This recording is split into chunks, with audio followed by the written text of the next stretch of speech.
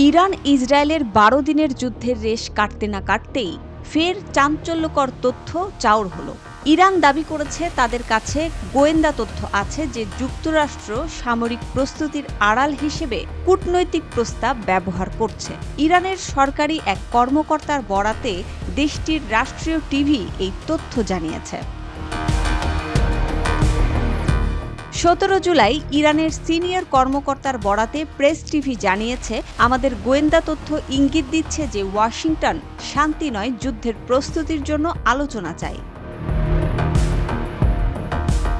ইরানি এই কর্মকর্তা আরও বলেন, যদি তাই হয় তাহলে সময় নষ্ট করার কোনো কারণ দেখছি না, বরং আমরা সংঘাতের জন্য প্রস্তুতির ওপর মনোনিবেশ করব।